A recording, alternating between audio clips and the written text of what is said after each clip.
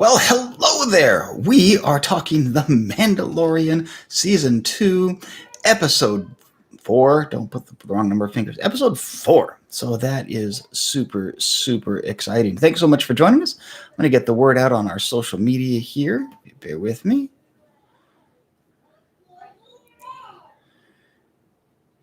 There we go. Super, super cool. All right. So I'm also on YouTube and hoping that I actually have some audio this time.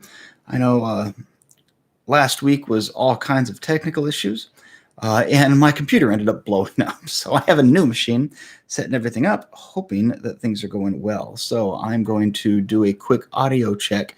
Welcome to the people jumping on. Appreciate you being here very much. So let's see. Oh, good. So I do actually have audio this time, and it's from my good audio source, which is in the frame. Oh, there we go. That might be a little bit better. All right. Now, the downside with this computer is that my webcam is below the monitor instead of above it, which means you can see my keyboard, which is obnoxious. But, I mean, it is what it is. New computer. Can't complain too much, right? And we have a lot to talk about. Welcome, everybody who's here. Say hey in the chat just so I know who you are if you want to. Glad that you're here. Again, we are going to be very spoilerific for episode 4 of Mandalorian Season 2. So if you have not watched the episode, maybe do that first and then come on back. But we'd love to have you. Let me get a little bit less keyboard in the frame there because that's annoying. There we go. Cool. Well, hopefully this also solves some of the technical issues that we were having. So, all right, so that's out there. Very cool. Well, let's go ahead and get started. I don't have a cool intro video for you this time. Some of you are very excited about that.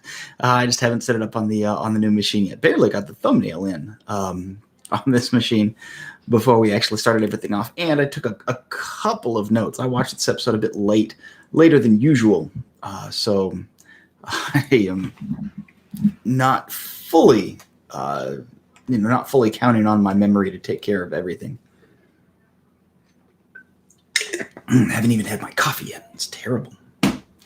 All right, so let's chat Mandalorian. Lots of stuff happened in episode 4. One last chance. We're about to go into all kinds of spoilers, so if you've not watched it, run away.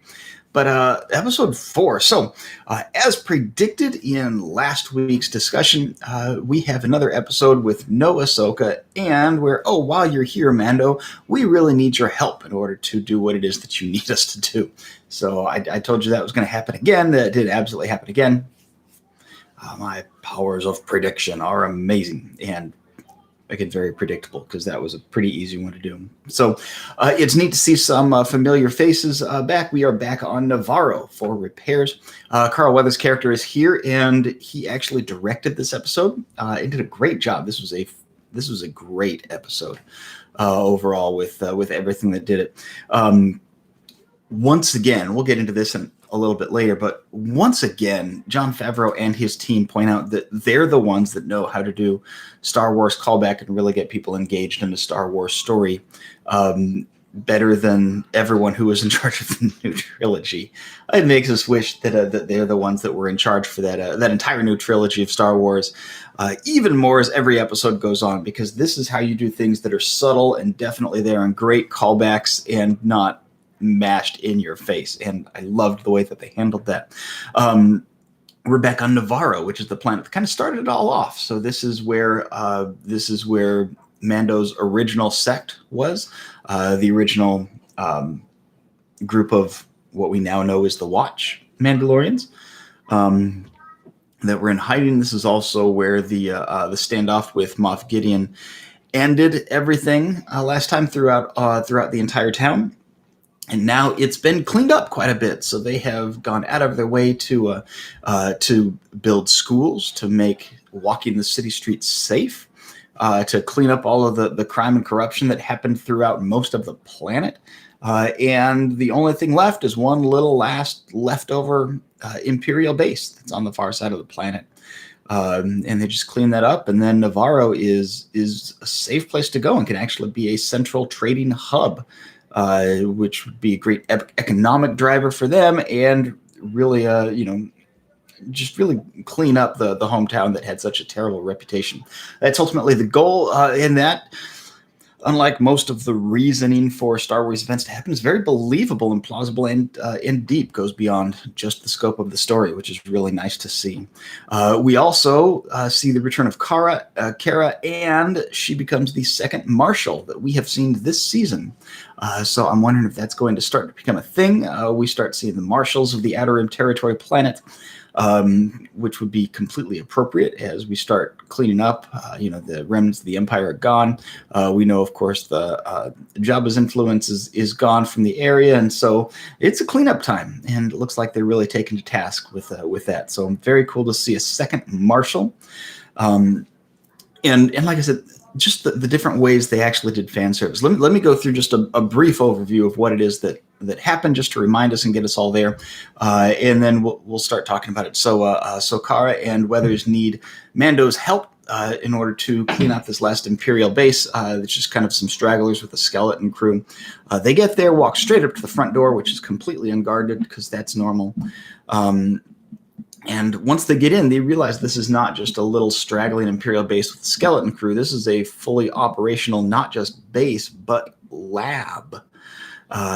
We find out that, we don't find out, but Mando finds out that Moff Gideon is alive and well and still working through just a holographic message that was sent out. The guards tried to completely destroy the evidence of its existence before Mando and them could find it. Obviously, they were able to find some things, and it's not just any lab. We are growing clones inside of here.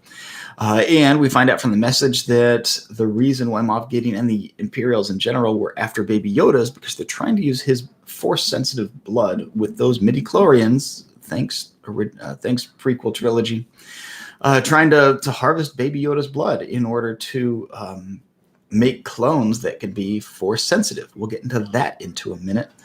We'll get into that in a minute. Talking is hard. Again, that coffee is not finished yet. So they end up blowing up the base. They have a great chase scene with speeder bikes chasing them down, eventually shifting off to TIE fighters who were escaping the base last, and find that the folks of Navarro have indeed fixed the Razor Crest, good as new. It's been hard for Mando to do anything with his, sailing wires throughout his ship, courtesy of the Mon Calamari from last episode and their repairs. We have an actual repair job done now that's been really well, and Mando ends up saving the day, taking all the TIE fighters and all of that. As you would expect, they blow up the Imperial base, yay and hooray. Mando is initially worried about the child, picks him up from school with no issues. They knew that taking the child to the Imperial base was kind of out of the question during that mission, so they actually drop him off at the school where they convince Mando that it's perfectly safe to leave him. The child has his own. We get to see him use the Force. Just a reminder, I think it's the first time this season, other than when he was hungry, using the Force. Maybe that's a thing. As I think about that for the first time now, maybe Baby Yoda, the child, whatever you want to call him, his main driver for using the Force clearly hasn't been protection and self-preservation this season, but it always does involve food, because he was eating fishy babies. That was the use of the Force, and now with the what were they, macaroons, blue cookies, I don't know, made with blue milk. But yeah, we see Baby Yoda using the Force to get him some snacks. And so just kind of a reminder that his power is there. Mando picks him up with no issues, and blows up the TIE fighters, and eventually needs to set off to Ahsoka, which of course was his eventual goal. At the end of the episode, just as the teaser for the end, we get to see the return of those New Republic pilots. I am going to call them Rebel pilots out of habit. Sorry, I will correct myself when I remember to. But we get to see New Republic pilots, the same ones that we bumped into in episode 2, coming down to the planet, filling out the reports and doing all that type of thing. And they meet up with Kara. We're reminded that Kara is from Alderaan, which we learned last season but forgot about in the year past. And of course, lost everything when Alderaan was blown up. And so the New Republic basically gave her an emblem and an invitation to join them. She doesn't seem terribly interested. She's certainly invested in her work now. We actually get to see Kara as a deep character with motivations, and we understand her decision instead of just the plot needed her to stay, which, again, really nice to see deep characters that actually do things that make sense to their own arcs. It's been a while to see that in Star Wars, so thrilled to see that. And they do know that the Razor Crest was there. Of course, Weather's character denies it and says, like, no, we had a glitch. A droid doesn't know what, blue is versus red sometimes, much less, the ship that was there. But they know. The New Republic knows that Mando's there, so we'll get to that a little bit in the end too. But we know that essentially the New Republic pilots are on Mando's tail, not necessarily chasing him, but just wait, they will be. So, and that's kind of where we leave things. And then we have a great scene of Moff Gideon on his fully operational and staffed Star Destroyer.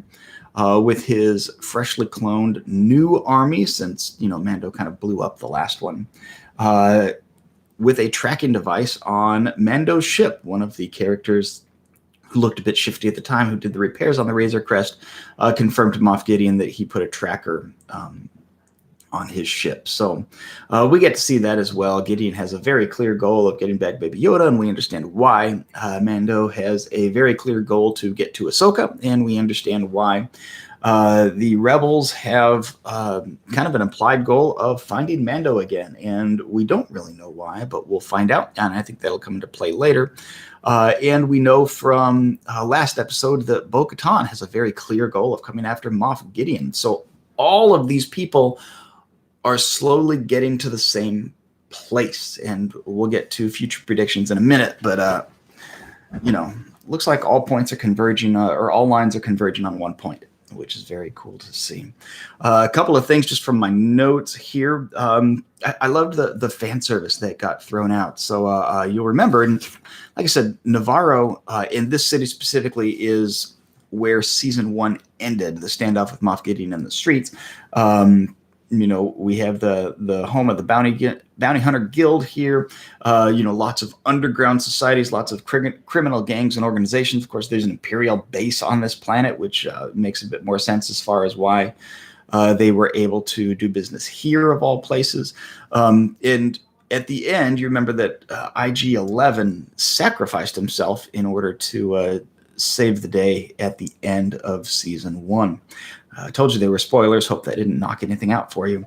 And in the background, not called out, we didn't walk right next to it, but it was subtle. It was in the background. We have a statue of IG-11 in the city square, proclaiming him as the hero that he is. And so they are celebrating his sacrifice that he gave, even being a droid. Very nice to see that, and very nice for it to be subtle. Great action sequence with the speeder bikes and some excellent callbacks. Speeder bikes, I think, were most prominent in Return of the Jedi as they were going through the fourth moon of Endor. Everybody remembers those great scenes with Luke and Leia chasing. And so you have, the speeder bikes kind of crashing into each other as they're trying to make it down the cliff. One of them knocks the other one into a rock, which is exactly the way that a pair of TIE fighters blew up inside the second Death Star. If you replaced speeder bikes with TIE fighters and ran that footage side by side, I think you'd be hard-pressed to find a difference. Also, at the very beginning of the chase, you see the guys hop on the bikes, and you get to see one of them push the pedal downward. to accelerate the bikes. And I'm pretty sure that, again, that could be a frame-by-frame shot of Return of the Jedi. Speeder bike trooper jumping on the bike, and you get to see the close-up of his foot pushing down on the pedal.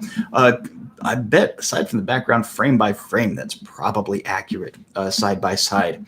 A couple of great lines from our Stormtrooper friends as well. You've got, when they meet up with the heroes just outside the base, we get to see, there they are, blast them, which is pretty much exactly what they said in New Hope when the Stormtroopers found Han Solo and Chewie on board the Death Star. Like, oh, blast them!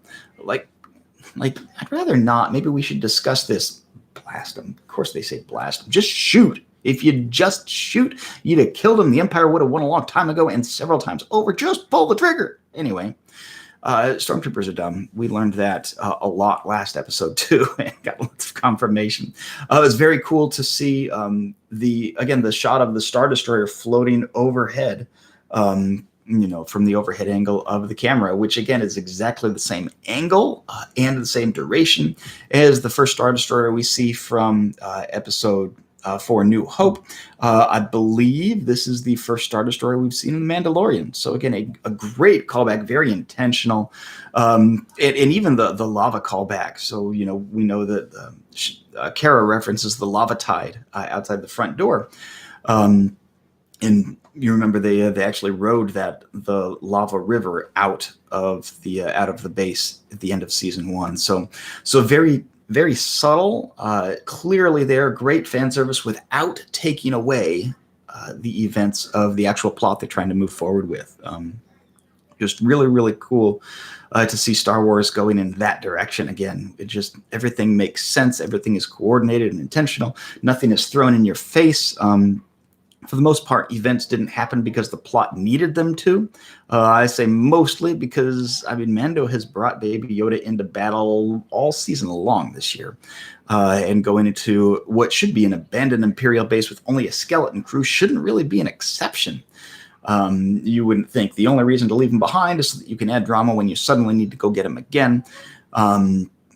Trusting the guy who betrayed you twice in season 1, when he says it'll be safe here, seems like a questionable move at best. And even Mando seems to think this is a terrible idea. You can see the very long look back as he leaves him behind. And as I think about it, no, I guess Mando did leave Baby Yoda with Fishies last episode as he was going into battle, but still. It seemed like the plot needed him to do it. So I would have liked to see him go. I know that he was in all of the battle sequences of episode 1 of this season. So, who knows? We'll go back and forth. I bet that Mando doesn't do that again. Now he knows the importance of not leaving the child behind anywhere, no matter what, because he knows that Moff Gideon is after him again now. So that's going to be a really big deal. Let's see. So ways that the plot moves forward. So, like I said, Mando learns that Moff Gideon is still alive. We've known that, but we've known that since last year. But Mando didn't, so his character now knows. And we are making clones. The Empire is making clones and trying to use Baby Yoda's blood with those midichlorians in order to do it. So why does the Empire even care? Like, why are we on this story path? Why does the Emperor want Force-sensitive clones? Oh, hang on a second. We need a way to introduce eventually Supreme Leader Snoke. We need a way to explain Emperor Palpatine from episode 9 of the new trilogy. We have Force-sensitive clones. And that's ultimately what they're working for. Jon Favreau is trying very hard to tie together all of these things that frankly made no sense in the original trilogy or in the new trilogy, and is on a mission to save it himself with his team. That's my guess. Certainly seems like we're headed in that direction. So very neat to see him tackling those storylines and not letting them just go off, but really giving them the service that it is that they deserved in the first place, right? So as we end the episode, you mentioned that all the lines are going to the same point. So we have the Razor Crest is absolutely as good as new, which means it's ready for battle. That's plot speak for we're ready to go into a big, huge battle that we need to do a lot of damage and have you survive it somehow. If you go in with a big old busted ship that is going to, blow up when somebody breathes on it, it's not going to be very realistic or impactful. So it's good as new, absolutely shiny, brand new ship, basically. The same way that we, left off the Falcon in episode 5, The Empire Strikes Back. They made that ship good as new, ready for big fight, which of course it got into. And then we have Moff Gideon on a fully staffed, fully operational Star Destroyer with a newly cloned army, because Mando took out his last one, with a tracking device on the Razor Crest chasing after Mando, right?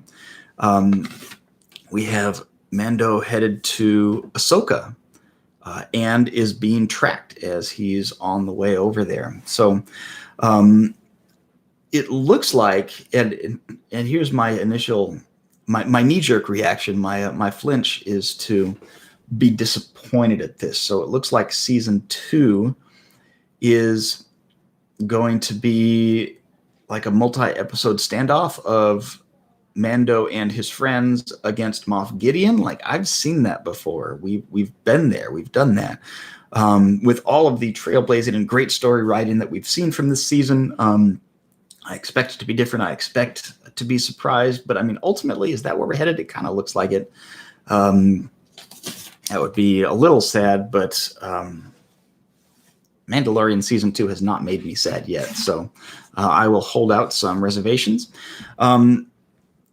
So what's going to happen, with the I was going to call them rebels, the New Republic, right? So we know that the New Republic keeps coming up against Mando, and that's of course going to continue. That's not a one-off, or now a two-off. We're gonna continue to see them. So what's going to happen when those two X-wing pilots find a fully operational Star Destroyer? I think that our standoff with Moff Gideon, we're going to see our friends, Mando and his friends, outnumbered and losing terribly. And then suddenly a whole lot of New Republic ships show up out of hyperspace and come in to save the day, which, basically how episode 9 ended, right? So, we'll see how that goes. But that would be really interesting, because that means all of you episode 2 haters, you didn't like the spiders, didn't move the plot forward at all, didn't have any reason to be there. It was just still episode 2 is going to save season 2 when that ends up happening. So just keep that in mind. I told you that episode was going to be important. You kind of laughed at me. And so, Robert, this one's for you. Episode 2 ends up being the most important episode of the season. So enjoy that. So the other thing is we know that the Empire eventually succeeds. They eventually do get what they want.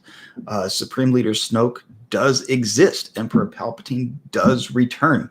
We know that these clones with Force-sensitive clones. We know that Force-sensitive clones exist and will be created. The Empire does succeed. So the question, since we know where we're at now and we know where it ends, what's that middle point? I'm going to say that they don't get to capture and kill Baby Yoda and harvest all of his blood. That'd be depressing, wouldn't it? Especially since season 3 is already filming. I would predict that we are going to see more of the child in season 3, unless they can replace him with some adorably cute something. People like Baby Yoda more than they like Mando at this point, and so I think they kind of have to stick with him, right? So, what does that mean? So if they're not going to rip apart Baby Yoda and his guts, are they? We do have another Force-sensitive person here. It's Ahsoka. So what's going to happen to her? Is she actually in danger? She has long outlived any possible explanation of where she's been at this point. And I mentioned that last time. She has a lot of explaining to do. I think we're going to get that explaining next episode. And I don't want to get into predictions just yet, but I think, where have you been is going to be answered next episode quite in depth. I think we're going to have a lot of conversations, a lot of dialogue in episode 5 next week. But let's also say that, at the end of season 2, let's say that Mando survives, right? Let's say that Bo-Katan, whatever happens to Gideon, whether Gideon survives or doesn't survive or whatever, I suspect he'll finally bite it this season. But let's say that Bo-Katan does reclaim the Darksaber. Does that mean that season 3 is going to be all about Bo-Katan and Mando going back and reclaiming Mandalore from the remnants of the Empire that's there, and rebuilding and getting to see some backstory about the Watch and the sect that was there versus traditional Mandalore culture? Are we going to see a return of Mandalore culture and rebuilding the same way that we saw Navarro? We know that Mando loves calling back his friends. We predict that we're going to see the Marshal from episode 1 and Cara Weathers' character and basically all of the friends that we've made along the way at the end of season 2. Cara is very good at returning order and justice and government and normalcy to a population that has not had it for a very long time. That's also going to be what Mandalore needs. Are we going to see a rebuilding of Mandalore in season 3? A little bit more understanding on the Watch and all of those type of things. So let's get into actual specific predictions here too. So episode 5 is next week. It is directed by Dave Filoni, who created the Ahsoka Tano character. We are going to see Ahsoka in episode 5. We are. It's coming. Mando has no more excuses not to go. We kind of knew by the director episode logs that that this was going to be the one where we actually get to see Ahsoka. Will we see Bo-Katan? Who knows? I think that's up in the air. I don't think that we do. Is my guess. I think we're going to see her later, but not in episode 5. I think it's going to be a Mando meets Ahsoka, and then this also comes up since we're starting to get into the events and even mirror a couple of things that happened in the new trilogy. Is the reveal of Ahsoka going to be at the very end of the episode, like Luke was in episode 7, or are we going to have an Ahsoka-filled episode? And my suspicion is we're going to have an Ahsoka-filled episode. Like I said, she has a lot of explaining to do. This was episode 4 was very action-packed, so this is a great episode to kind of sit back and let that kind of simmer for a little bit and slow down just a hair. I don't think it's going to be an entire episode of dialogue, but a good half of dialogue with Ahsoka, because again, she's got some explaining to do. How did she survive? What happened? With her battle where she was dueling Darth Vader one-on-one. Why didn't she participate in the events of the original trilogy that have passed at this point? She has lots and lots of explaining to do. So we'll see what happens with that. Also, we have Gideon is following Mando. Bo-Katan is after Gideon. We know that the New Republic pilots are hanging around and, of course, have backup whenever it is they need it for an event exactly like this.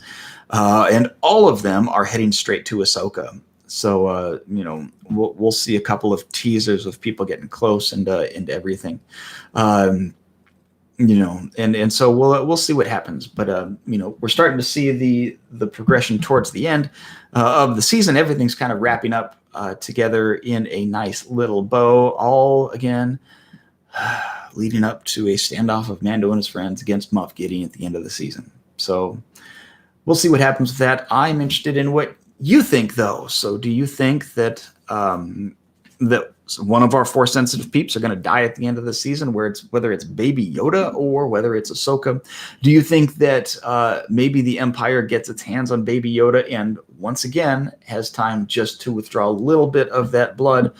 Do you think that Baby Yoda's blood is just frankly incompatible with all of the clones they're trying to make, so they have to use Ahsoka instead? Do you think she bites it, or that they just use her? Ahsoka is not affiliated with the Jedi, by the way. She is neither Jedi nor Sith. She's not part of the Jedi Order. She decided not to go back. She's kind of on her own path. So she doesn't have any allegiance one way or another. She did serve with the clones. So, it's entirely possible that we don't know where Ahsoka's allegiance is right now, other than we know that Bo-Katan's is certainly against Moff Gideon, but we don't know where Ahsoka's is. So do you think she helps them? Do you think that she's against them? Do you think that she's very conflicted in this episode and not sure which side she's going to go on? Because she certainly has no allegiance to Mando. She hasn't even met the guy yet. So we'll see. It's a whole lot of we'll see. But yeah, let me know what your thoughts are. Am I hitting a home run? Am I miles away from where the actual reality hits? I want to know. But, thanks so much for watching. I hope this has been fun for you watching the season as much as it has been for me. It's very cool to see. Oh, my goodness. Disney, please give Jon Favreau more control over Star Wars and most things. Frankly, I mean, this is the man who, is basically single-handedly responsible for the MCU itself. So, yeah, let him do things, please. Thanks so much for watching, guys. Hope you enjoyed this, and we will see you next time. Oh, a couple of cool things for the channel. So we are starting a gaming channel, which would be lots of fun. We'll actually hear more about that on Tuesday when you get to see more about my recent Disneyland trip. Let that simmer a little bit too. But subscribe to our channel so you can see all about that on our video that releases on Tuesday morning, and get involved with our gaming channel. We're going to be streaming some games on Wednesday afternoon/evening, late afternoon, early evening. So watch for that too. And you guys have an amazing rest of your day. May the Force be with you, and go watch more Mandalorian. Thanks for watching, guys.